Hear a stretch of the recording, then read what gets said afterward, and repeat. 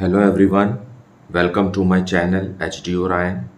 हम पढ़ रहे हैं accountancy for class 12 T S Grewal की टेक्स्ट बुक से 2022 edition, chapter 9 company accounts accounting for share capital. और इस वीडियो में हम पढ़ेंगे forfeiture and reissue of shares which were issued at par. So let us see some questions from the textbook. Question number 50. Sunshine Industries Limited issued 20,000 shares of rupees 100 each, payable rupees 25 on application, rupees 25 per share on allotment, and the balance in 2 calls of rupees 25 each. The company did not make the final call of rupees 25 per share. All the money was duly received with the exception of the amount due on the first call on 400 shares held by Mr. Modi. The board of directors forfeited these shares and subsequently reissued them at the rate of rupees 75 per share, paid up for a sum of rupees 28,000. Journalize the above transactions and prepare share capital account. Okay, so let us see the detailed explanation in the solution. So solution 50 in the books of Sunshine Industries Limited. Sunshine Industries Limited ने 20,000 shares issue किए हैं, fine. और हर share कितने का है? 100 rupees का है। और इसे कंपनी 4 इंस्टॉलमेंट्स में रिसीव करने वाली है। 25 rupees on application, another 25 rupees on allotment, then 25 rupees in first call and 25 rupees in second and final call. Fine. Question में लिखा हुआ है the company did not make the final call of rupees 25 per share. So ये वाला call company ने किया नहीं और बाकी सारे कॉल्स कंपनी ने किए, मतलब कॉल्ड अप कैपिटल कितना हो गया? 75 रुपीज़। ओके, अब इसमें प्रॉब्लम ये हुआ कि 400 शेयर्स पर फर्स्ट कॉल का अमाउंट नहीं मिला। 400 शेयर्स पर फर्स्ट कॉल का अमाउंट नहीं मिला। सो बाकी के 19,600 शेयर्स पर मिल गया, फाइन। इसलिए हम 400 शेयर्स को फोरफीट करेंगे और रीइश्यू करेंगे।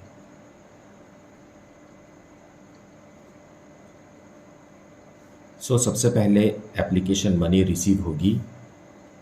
So bank account debited to share application account.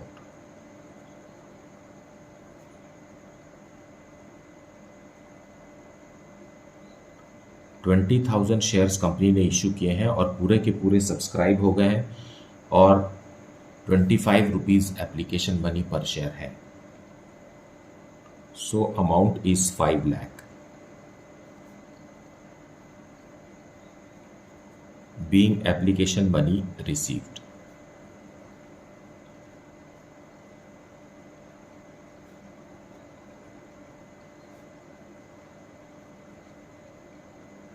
अब सेकेंड एंट्री होगी ट्रांसफ़र की।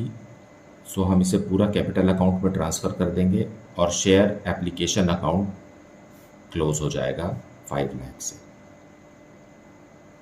फाइन। ये क्रेडिट, ये debit to share capital account.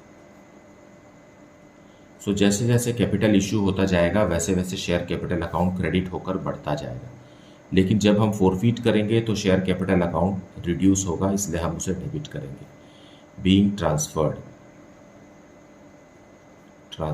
to capital account. Now first what's this? Allotment money will be made due after application, allotment money. So same entry हमें लिखना है, बस application के बदले allotment लिखना है और ये दोनों एंट्री को ही हमें रिपीट करना है, फाइन। सो शेयर allotment account debited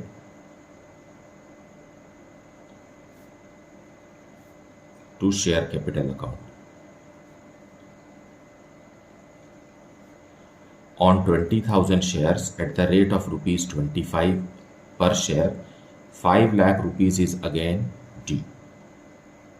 सिर्फ एप्लीकेशन का मनी ही पहले रिसीव होता है, बाद में ट्रांसफ़र होता है। बाकी के सारे इंस्टॉलमेंट्स पहले ड्यू होते हैं, फिर रिसीव होते हैं।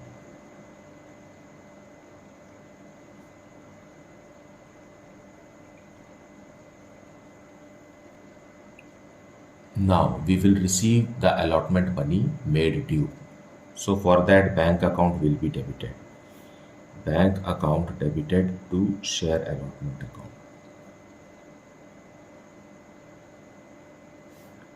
पूरा अमाउंट मिल गया, सभी इन्वेस्टर्स ने अपना इंस्टॉलमेंट दे दिया.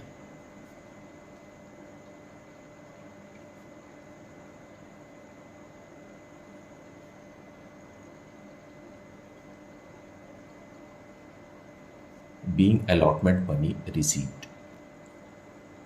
Now share first call account हम डेबिट करेंगे. Share first call account debited to share capital account.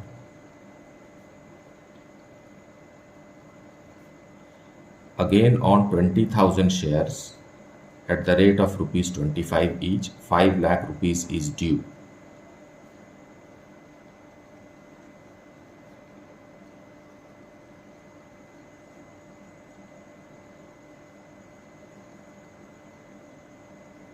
Being first call money due. अब मनी रिसीव करेंगे. So bank account debited to share first call. यहां पर question में लिखा है कि 400 शेयर्स पर फर्स्ट कॉल का अमाउंट नहीं मिला. मतलब आउट ऑफ 20,000 ओनली 19,600 शेयर्स पर ही हमें 25 रुपीज मिला है. मतलब 400 शेयर्स पर नहीं मिला. 400 इंटू 25 इज 10,000. मतलब 10,000 रुपीज नहीं मिला. So how much money will we receive? 4,90,000.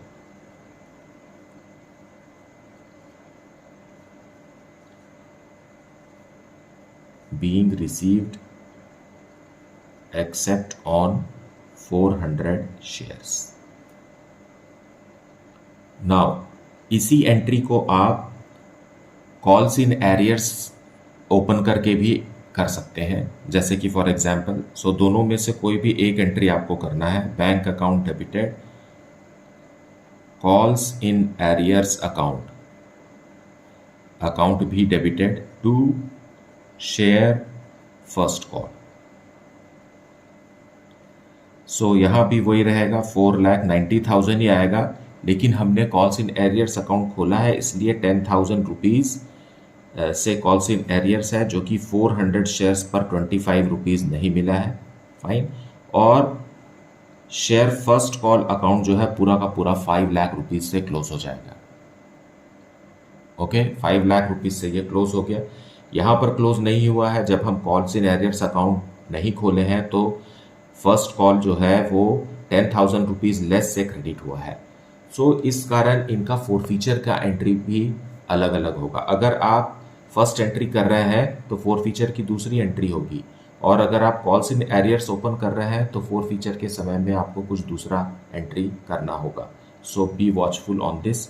यहाँ सेम नरेशन रहेगा, being received except on 400 shares. So उन 400 शेयर्स को कंपनी ने फोरफीट किया. सो उसके लिए शेयर कैपिटल अकाउंट कम हो जाएगा. सो शेयर कैपिटल अकाउंट डेबिट हो जाएगा, क्योंकि अब तक क्रेडिट होता रहा है. लेकिन 400 शेयर्स पर 75 रुपीज़ के हिसाब से शेयर कैपिटल अकाउंट डेबिट होगा, क्योंकि अभी second and final call 25 rupees per share का ड्यू नहीं किया है कंपनी ने. सो सेकेंड कॉल के पहले ही हम शेयर फोरफीट कर रहे हैं, इसलिए 75 रुपीज़ कॉल्ड अप कैपिटल है, 75 रुपीज़ पर शेयर, इसलिए हम 75 रुपीज़ से ही मल्टीप्लाई करेंगे. 30,000 रुपीज़. अब लिखेंगे हम शेयर फर्स्ट कॉल अकाउंट, जो नहीं मिला. शेयर फर्स्ट कॉल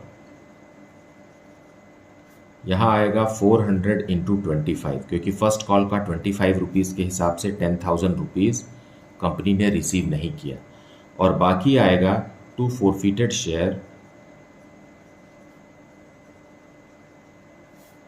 आएगा 20,000 रुपीज़. ये 20,000 रुपीज़ वो अमाउंट है जो इन्वेस्टर ने अब तक कंपनी को दे दिया है, जो अब कंपनी उन्हें वापस नहीं करेगी.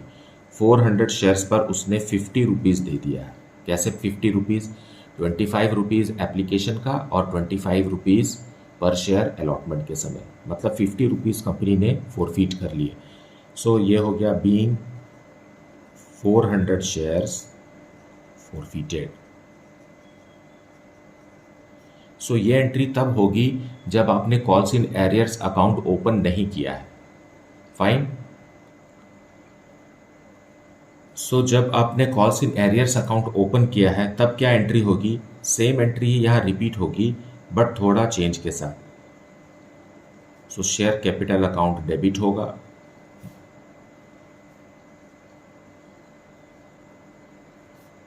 ₹30,000 से, क्योंकि फाइनल कॉल नहीं किया गया है। अब यहां पर 2 शेयर फर्स्ट कॉल लिखने के बदले हमें लिखना है 2 calls in arrears, 400 into 25, that is 10,000 rupees. बस यही एक फर्क है। अगर आपने calls in arrears account default के समय ओपन किया है तो उसे यहाँ क्रेडिट करके हमें क्लोज करना है, लेकिन जब हमने calls in arrears account open नहीं किया है तो वहां पर शेयर फर्स्ट कॉल के नाम से ही ये क्लोज होगा। फाइन। 2 forfeited share.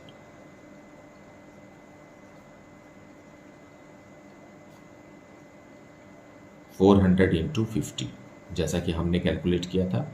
सो पर शेयर 50 रुपीज कंपनी ने फोरफीट कर लिए हैं, बीइंग 400 शेयर्स फोरफीटेड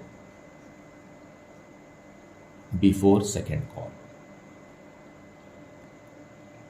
अब सेकेंड कॉल के पहले ही कंपनी इसे री इशू कर रही है। फाइन। सो सेकेंड कॉल अभी तक कंपनी ने ड्यू किया नहीं है, तो जो फोरफीटेड शेयर्स हैं उनका कीमत कितना है? उनका कीमत 75 रुपीज़ के हिसाब से 30,000 ही है। फाइन, क्योंकि फाइनल कॉल तो किया नहीं गया है। और 30,000 के शेयर को कंपनी 28,000 रुपीज़ में री इशू कर रही है, पूरे के पूरे शेयर्स को। सो लेट अस री issue now. Bank account debit हो जाएगा, बैंक अकाउंट डेबिटेड 28,000 रुपीज़ में री इशू कर रही है, और है ये कितने का? 30,000 का। सो इसके लिए हम डिस्काउंट देंगे, यहाँ 2,000 रुपीज़ का डिस्काउंट है, जिसे हम फोरफीटेड शेयर से ही एडजस्ट करेंगे। तो फोरफीटेड शेयर जो यहाँ क्रेडिट होता है उसे हम डेबिट कर देंगे। अब forfeited shares account debited 2,000 and 2 share capital, share capital फिर से क्रेडिट होके बढ़ जाएगा। ये हो गया 400 into what's this 75, fine, 30,000 rupees.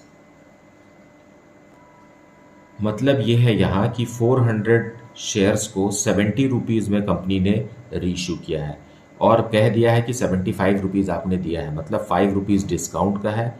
So 400 shares पर 5 रुपीज़ पर शेयर जो है वो डिस्काउंट का है। Being 400 forfeited shares reissued at discount.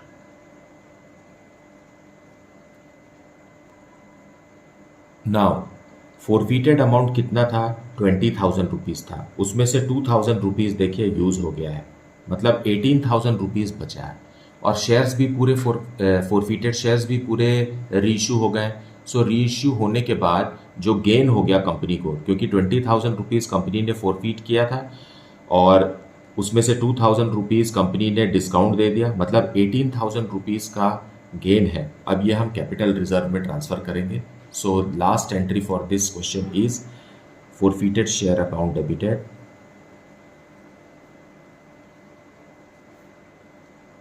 to capital reserve.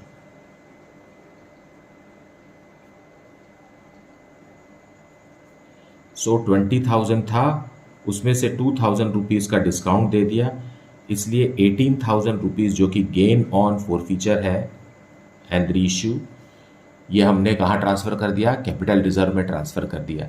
री इशू होने के बाद ही आपको पता चलेगा कि गेन है कि नहीं है। अगर री इशू नहीं किया गया है तो आप कैपिटल रिजर्व की एंट्री नहीं करेंगे, क्योंकि सारे के सारे फोरफीटेड शेयर्स री इशू किए जा चुके हैं, इसलिए जो डिफरेंस अमाउंट है उसे हमने कैपिटल रिजर्व में ट्रांसफ़र कर दिया। So being transferred to capital reserve. gain has been transferred. So this is the solution for question number 50. क्योंकि क्वेश्चन में शेयर कैपिटल अकाउंट भी बनाना है हमें, so let us prepare share capital account as well. Capital is a liability, so it will increase on the credit side. Liability होने के कारण ये क्रेडिट साइड में इंक्रीज होगा और डेबिट साइड में डिक्रीज होगा. सो ड्यू की एंट्री ही यहाँ ट्रांसफ़र होगी, क्योंकि ड्यू की एंट्री के साथ ही हमने शेयर कैपिटल अकाउंट ओपन किया है.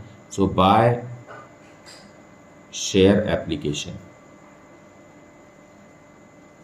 शेयर एप्लीकेशन के समय में हमने पूरे 20,000 शेयर्स पर 25 रुपीज़ ड्यू किया था और 5 लाख रुपीज़ से शेयर कैपिटल अकाउंट इंक्रीज़ हुआ था. उसके बाद शेयर अलॉटमेंट आ गया. शेयर अलॉटमेंट का मनी भी हमने 20,000 शेयर्स पर 25 रुपीज़ पर शेयर के हिसाब से ड्यू किया था, इसलिए 5 लाख रुपीज़ से शेयर कैपिटल अकाउंट फिर इंक्रीज़ हो गया. Then by share first call, यहाँ भी सेम है. 20,000 रुपीज़ में 25 रुपीज़ के हिसाब से 20,000 शेयर्स का 5 लाख रुपीज़ से हमने इंक्रीज़ किया था ड्यू के समय. अब इन्हीं शेयर्स में से 400 शेयर्स को हमने फोरफीट किया. तो जब फोरफीट किया तो शेयर कैपिटल अकाउंट को हमने रिड्यूस किया. So to share first call, to share first call कितना, 400 शेयर्स पर 25 रुपीज़ के हिसाब से 10,000 rupees. Fine.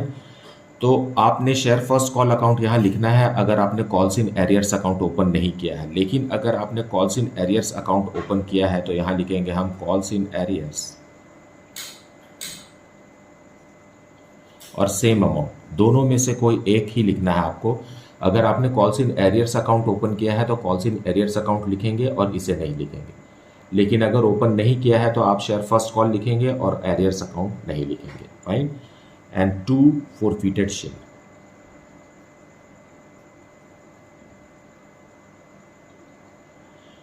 To forfeited shares में कितना अमाउंट फोरफीट हुआ है, 400 शेयर्स पर 50 रुपीज़ फोरफीट हुआ है, मतलब 20,000 रुपीज़ फोरफीट हुआ है. फाइन. सो जब हमने फोरफीट किया तो शेयर कैपिटल अकाउंट रिड्यूस हो गया, लेकिन हमने इसे रीइशू भी कर दिया. जब रीइशू किया तो शेयर कैपिटल अकाउंट फिर से बढ़ गया. सो बाय बैंक, बैंक में हमने 28,000 रुपीज़ रिसीव किया और फोरफीटेड डिस्काउंट भी दिया हमने. सो बाय फोरफीटेड शेयर्स. सो बैंक में हमने उसी 400 शेयर्स को 70 रुपीज़ पर शेयर के हिसाब से रीइशू किया और डिस्काउंट कितना दिया, 400 शेयर्स पर 5 रुपीज़ के हिसाब से हमने डिस्काउंट दिया. सो 2,000 रुपीज़ का डिस्काउंट था. So this way that much is the only information here and we will grand total it here. It is 15,30,000 और यहाँ भी 15,30,000 के लिए हमें यहाँ इंसर्ट करना होगा 15 लाख रुपीज़. फाइन. सो इसे हम लिखेंगे to balance closed down.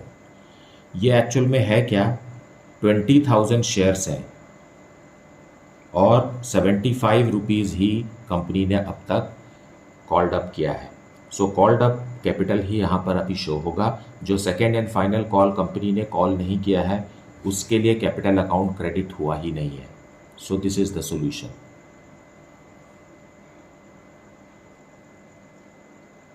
Now let us see question number 51. RP Limited forfeited 1,500 shares of Rahim of ₹10 each, issued at a premium of ₹3 per share for non-payment of allotment and first call money. Now Rahim जिसके पास 1,500 shares हैं 10 rupees वाले, उसने allotment और first call का पैसा नहीं दिया. Rahim had applied for 3,000 shares. Rahim के पास हैं कितने shares, allotted shares are 1,500, but Rahim ने अप्लाई कितना किया था, 3,000 शेयर्स अप्लाई किया था. On these shares amount was payable as follows. और ये 10 रुपीज़ को कंपनी ने इंस्टॉलमेंट्स में लिया है और ये हुआ 3 rupees on application, 5 rupees including premium on allotment, 3 rupees on first call. So final call कितने का है ये हमें समझना भी पड़ेगा, है ना. कितना रुपीज़ प्रीमियम है, 3 रुपीज़ प्रीमियम है. So it is 2 rupees capital plus 3 rupees premium. So 3 plus 2, 5 plus 3 is 7. So final call be for rupees 2 per share. Okay.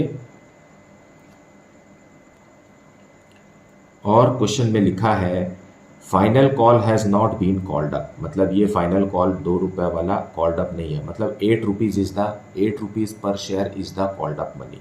Fine. 1000 of the forfeited shares were reissued for rupees 8500 as fully paid up. Fully paid up मतलब मान लिया गया कि 10 rupees दे दिए.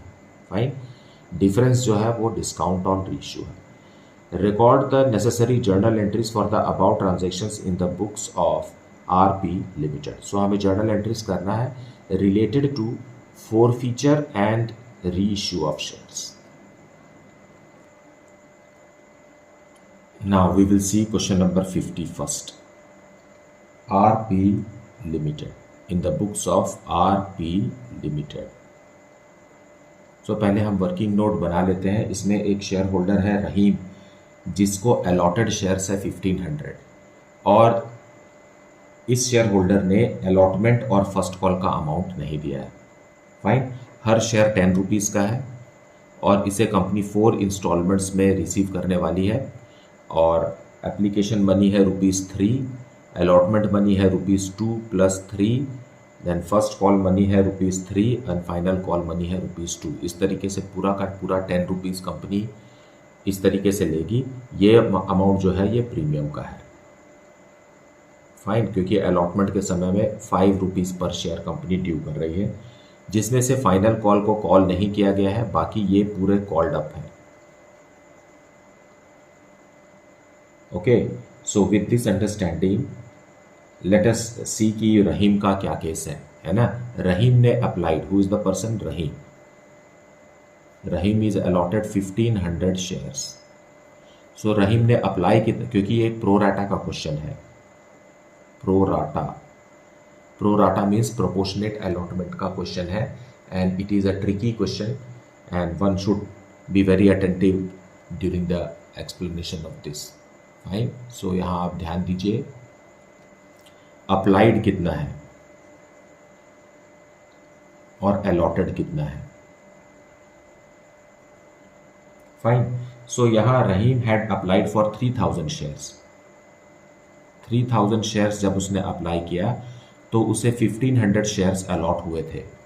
Fine. So apply किया होगा तो application money के साथ अप्लाई किया है. सो इसने 3 रुपीज़ पर शेयर के हिसाब से अप्लाई किया और कंपनी को इसने फॉरवर्ड किया 9000 रुपीज़ और कंपनी ने उसे आधे ही शेयर दिए, मतलब 1500 शेयर्स दिए. सो 4500 का शेयर्स उसे मिला, अलॉट हुआ. तो कंपनी को 4500 रुपीज़ ही रखना है. सो एक्सेस एप्लीकेशन मनी कितना हो गया, दोनों को कंपेयर करेंगे. 9000 minus 4500 is 4500 excess application money. Now इसे कंपनी वापस नहीं करेगी और इसे कंपनी रिटेन करके रखेगी, क्योंकि ये एक प्रोराटा अलॉटमेंट का है. इसलिए जो भी एक्सेस एप्लीकेशन मनी है उसको कंपनी अलॉटमेंट में या फर्स्ट कॉल में यूज़ करने के लिए रिटेन करके रखती है. Okay. So this is the excess application money. अब यहाँ तक तो केस बंद हो गया. अब on allotment, at the time of allotment 5 rupees per share के हिसाब से कंपनी रहीम से बोलेगी कि अमाउंट दीजिए. तो वो अलॉटेड शेयर्स पर ड्यू होगा पैसा, ना कि अप्लाइड, क्योंकि मिला तो उसे 1500 शेयर्स है. सो 1500 शेयर्स पर 5 रुपीज़ पर शेयर के हिसाब से ₹7500 ड्यू हो जाएगा. फाइन. और ऐसा लगेगा कि रहीम पैसा नहीं दे रहा है तो पूरा 7500 रुपीज़ जो है वो डिफ़ॉल्टिंग पेमेंट है, लेकिन ऐसा नहीं है. 4500 रुपीज़ एक्सेस एप्लीकेशन मनी है जो हम यहाँ पर एडजस्ट करेंगे. ठीक. लेकिन एडजस्ट करने का भी एक तरीका है. यहाँ पर जो अलॉटमेंट मनी है इसमें 2 चीज़ें हैं. ठीक. It comprises of 2 things. 1500 into 2 जो कि कैपिटल का पैसा है, और दूसरा है 1500 इंटू 3 जो कि अलॉटमेंट है, जो कि प्रीमियम का अमाउंट है. मतलब कैपिटल का कितना पैसा ड्यू है, 3000 रुपीज़ ड्यू है, और 4500 रुपीज़ जो है वो प्रीमियम का है. एक्सेस एप्लीकेशन मनी 7,500 नहीं है, कम है, तो हमको इसको भी दो हिस्से में काटना होगा, प्रायोरिटी देना होगा। First priority will go for capital, ठीक है। तो 4500 में से कैपिटल का पैसा पहले देंगे, तो 4500 में से 3000 रुपीज़ हम पहले एडजस्ट करेंगे, और बाकी का जो 1500 रुपीज़ है second priority will go for premium.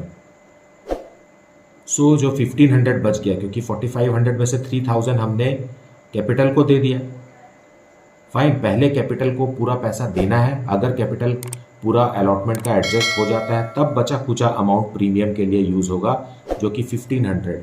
So 1500 rupees premium के लिए यूज़ हो गया। तो जो एरियर्स बच रहा है अब 3000 रुपीज़ जो प्रीमियम का नहीं मिल रहा है, यही हमारा एरियर्स है, फाइन। सो कंपनी ने 7500 रुपीज़ अलॉटमेंट के समय रहीम से ड्यू किए, जिसमें से 4500 रुपीज़ एक्सेस एप्लीकेशन मनी है। एक्सेस एप्लीकेशन मनी एडजस्ट कर दिया हमने। सो 3000 रुपीज़ का क्या मिला हमें, एरियर्स। कंपनी को एरियर्स हुआ है 3000 रुपीज़ का, और ये 3000 किसका है, ये 3000 प्रीमियम का है। ये 3000 एरियर्स जो है वो किसका है, प्रीमियम से रिलेटेड एरियर्स है, कैपिटल से रिलेटेड एरियर्स नहीं है, क्योंकि 4500 जो एक्सेस एप्लीकेशन मनी था वो पहले कैपिटल के लिए एडजस्ट हो गया। ये कैपिटल के लिए है ना, ये पहले कैपिटल के लिए एडजस्ट हो गया, और बाकी जो 1500 रुपये बचे वो हमने प्रीमियम में एडजस्ट किए, लेकिन वो काफ़ी नहीं था। 4500 रुपीज़ प्रीमियम का बनता है, जिसमें से 1500 ही एक्सेस एप्लीकेशन मनी है, इसलिए 3000 रुपीज़ जो एरियर्स का आया है वो किसका है, वो प्रीमियम के अमाउंट का ही एरियर्स है, कैपिटल के अमाउंट का एरियर्स नहीं है, फाइन। अब जब कितना हुआ है, 9000 रुपीज़ जो है वो कंपनी ने फोरफीट किए हैं, क्योंकि कंपनी को रहीम ने सिर्फ अप्लाइड के समय ही पैसा दिया है, जो कि 3000 शेयर्स पर 3 रुपीज़ के हिसाब से 9000 रुपीज़ कंपनी ने रहीम से रिसीव किए थे। उसके बाद अलॉटमेंट और फर्स्ट कॉल का पैसा नहीं मिला। सो रहीम ने कितना रुपीज़ दिया है, 9000 रुपीज़ दिया है, और यही अमाउंट फोरफीट होने वाला है, फाइन, यही अमाउंट फोरफीट होगा। लेकिन इस 9000 में फोरफीटेड अमाउंट जब हम फाइंड आउट करेंगे, है ना, थोड़ा ऊपर आ जाते हैं इधर, फोरफीटेड अमाउंट क्या है,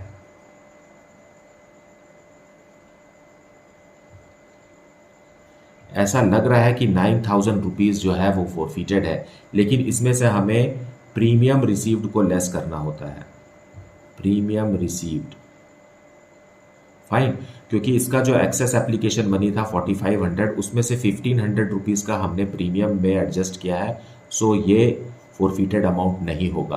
प्रीमियम का अमाउंट कभी भी फोरफीट नहीं किया जा सकता, है ना, मतलब उसे फोरफीटेड शेयर अकाउंट में नहीं लिख सकते।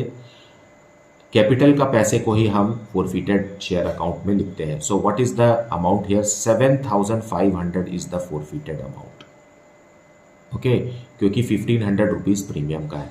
अब कंपनी जो है रीइशू के समय में 7500 तक का ही डिस्काउंट दे सकती है अपने पूरे के पूरे 1500 शेयर्स पर, मतलब हर शेयर पर 5 रुपये, है कि नहीं। अलॉटेड शेयर्स कितने हैं, फोरफीटेड शेयर्स 1500 है, 1500 शेयर्स पर कितना रुपीज़ जब्त हुआ है, 7500 रुपीज़ जब्त हुआ, मतलब 5 रुपीज़ पर शेयर, है ना। यहाँ मैं लिख देता हूँ 1500 into 5, so it is 7500, 5 rupees per share company ने जब्त किया है। लेकिन रीइशू कितना हो रहा है, रीइशू की बात अगर हम करें, रीइशू कितना हो रहा है, 1000 शेयर्स रीइशू हो रहे हैं, और ये जो है ये कितने शेयर्स पर है, 1500 शेयर्स पर है, और हमें 1000 शेयर्स के लिए इस अमाउंट में से इसको बाइफरकेट करना होगा। सो 1000 शेयर्स पर 5 रुपीज़ पर शेयर के हिसाब से कितना डिस्काउंट दे सकती है कंपनी, 5000 रुपीज़ तक डिस्काउंट दे सकती है, ओके। आप, मुझे उम्मीद है कि आप समझ रहे हैं इसको ठीक से। 5 रुपीज़ पर शेयर के हिसाब से 1500 शेयर्स पर 7500 रुपीज़ कंपनी ने फोरफीट किए हैं, और इन 1500 शेयर्स में से सिर्फ 1000 शेयर्स कंपनी रीइशू कर रही है, तो पूरा 7500 डिस्काउंट नहीं हो सकता। डिस्काउंट के लिए जो अमाउंट होगा वो प्रोपोर्शनेट हमें कैलकुलेट करना है। 5 रुपीज़ पर शेयर के हिसाब से 1000 शेयर्स पर 5000 रुपीज़ तक का ही हम डिस्काउंट के लिए कंसिडर कर सकते हैं। और कंपनी ने कितना डिस्काउंट दिया है? कंपनी ने डिस्काउंट के लिए 1500 रुपीज़ दिया है, क्योंकि लिखा हुआ है they were issued for 8500 as fully paid. So 1000 shares हैं और 10 रुपीज़ फुल्ली पेड मान लिए, मतलब 10 रुपीज़ मान लिए। 10,000 रुपीज़ के शेयर को रीइश्यू के समय में कंपनी ने 8500 रुपीज़ में 8500 रुपीज़ में इश्यू किया है, मतलब 1500 रुपीज़ का डिस्काउंट ऑन रीइश्यू है। डिस्काउंट ऑन रीइश्यू है और हम 5000 तक दे सकते थे। सो 5000 में से अगर हमने 1500 रुपीज़ का डिस्काउंट दे दिया तो बचा कितना? 3500, है ना। सो यही 3500 हमें कैपिटल रिजर्व में ट्रांसफर करना है। ओके, यही 3000 रुपीज़ हमें कैपिटल रिजर्व में ट्रांसफर करना है and this is our answer. और इसे हमें जर्नल एंट्री में कन्वर्ट करना है। So I believe that you have heard the explanation properly and you have gained the advantage of it. Now let us journalize these things. So journal entries for question number 51. हमें forfeiture की entry करना है रहीम के shares के लिए। So share capital account debited. Rahim के पास 1500 shares हैं और कॉल्ड अप कैपिटल है ₹8 per share, that is equal to ₹12,000। 8 per share क्यों? क्योंकि final call of ₹2 has not been made by the company. और सिक्योरिटीज प्रीमियम रिजर्व भी डेबिट होगा। Securities premium reserve now 300 rupees per share के हिसाब से securities premium reserve कितना बनता है? ये आता है 1500 इंटू 3 4500। लेकिन 4500 में से 1500 कंपनी को पहले से ही एक्सेस एप्लीकेशन मनी का मिल चुका है, मतलब 3000 रुपीज़ से ही सिक्योरिटीज प्रीमियम रिजर्व नहीं मिला है और 3000 रुपीज़ से ही हम उसे क्लोज करेंगे। सिक्योरिटीज़ प्रीमियम रिजर्व का अमाउंट जब मिल जाता है कंपनी को तो वो उसे क्लोज नहीं करती फॉरफीचर के समय। जितने अमाउंट से सिक्योरिटीज़ प्रीमियम रिजर्व नहीं मिला है उतने ही अमाउंट से हमें सिक्योरिटीज़ प्रीमियम रिजर्व को क्लोज करना है। और 1500 रुपीज़ जो है वो कंपनी को रिसीव हो चुके हैं आउट ऑफ 4500, जो कि हमने अभी एक्सप्लेनेशन में समझा। फाइन, अब लिखेंगे to share allotment account. To share allotment account में भी 3000 आएगा, क्योंकि 3000 रुपीज़ जो नहीं मिला है वो सिक्योरिटीज़ प्रीमियम का ही है। कैपिटल का अमाउंट एक्सेस एप्लीकेशन मनी से कवर हो गया है, जो कि हमने एक्सप्लेनेशन में अभी समझा। फिर लिखेंगे to share first call account. 1500 shares पर हाउ मच 3 रुपीज़ के हिसाब से पूरा का पूरा अमाउंट 4500 नहीं मिला है। फाइन, अब जो बचा कुचा है वो फॉरफीटेड शेयर अकाउंट। फॉरफीटेड शेयर नाउ आप 15,000 में से 7,500 लेस करेंगे तो आएगा 7,500, है ना। अब आप समझिए इस बात को यहाँ पर कि प्रीमियम का पैसा हम फॉरफीटेड अमाउंट में नहीं लिख रहे हैं। रहीम ने 9,000 रुपीज़ कंपनी को फॉरवर्ड किया था, जिसमें से 1500 रुपीज़ प्रीमियम का है, तो 1500 रुपीज़ को हम फॉरफीटेड शेयर अकाउंट में इंक्लूड नहीं कर सकते। यहाँ सिर्फ कैपिटल का ही फॉरफीटेड अमाउंट लिखना है। फाइन, सो इस तरीके से आप यहाँ जान लीजिए कि 1500 शेयर्स पर 5 रुपीज़ पर शेयर कंपनी ने फॉरफीट किया है। Fine, being 1500 shares फॉरफीटेड।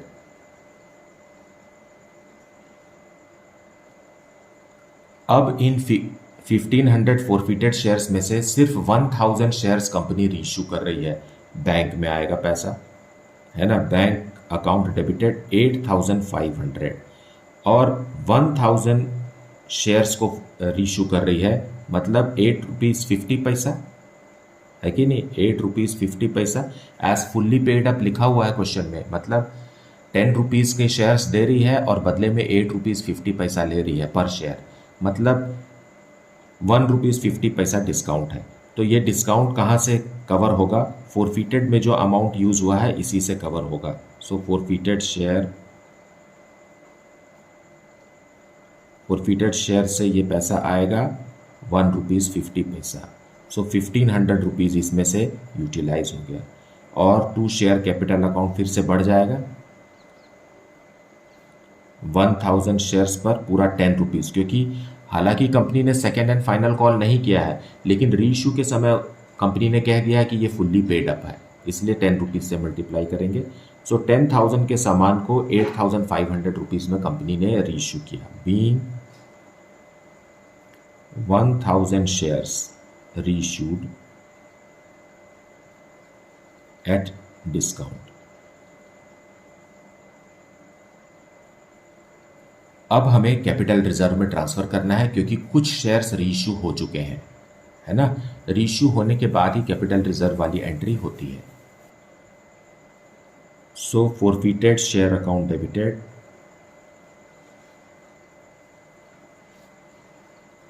To capital reserve.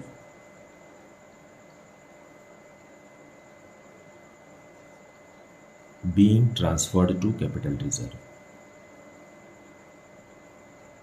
Gain है ना, गेन टू कैपिटल रिजर्व। अब ये अमाउंट क्या होगा, okay see forfeited amount is ₹7500 on 1500 shares, means 5 rupees per share के हिसाब से। इस 5 रुपीज़ पर शेयर में से हमने 1.5 रुपीज़ डिस्काउंट दे दिया per share. So 5 rupees minus 1.5 rupees is how much, 3.5 rupees per share. Fine. So यहाँ कितना आएगा, 1000 शेयर्स पर बचा हुआ अमाउंट कितना है, 3.5। As a result ₹3,500 will be transferred to capital reserve. Fine. उतना ही अमाउंट कैपिटल रिजर्व में ट्रांसफर होगा जो कि 1000 शेयर्स से रिलेटेड है। सो 1000 शेयर्स रीइश्यू हुए हैं और हर शेयर 5 रुपीज़ हमने फोरफिट किया था, उसमें से डिस्काउंट दे दिया per share 1.5 rupees. As a result बचा कितना है, 3.5 रुपीज़ पर शेयर बचा है जो कैपिटल रिजर्व में ट्रांसफ़र होगा। लेकिन कितने शेयर्स रीइश्यू हुए हैं, 1000 शेयर्स रीइश्यू हुए हैं। सो इन पर 3.5 रुपीज़ पर शेयर के हिसाब से 3500 रुपीज़ ही कैपिटल रिजर्व में ट्रांसफ़र होगा। So this is the solution and I hope that you have listened to the explanation. Despite this, if you are having any doubt, then please put it in the comment section. Thank you so much for liking, subscribing and sharing the channel. And if you have not yet, then please like it, subscribe it and share it with your friends. Thank you so much for watching the video.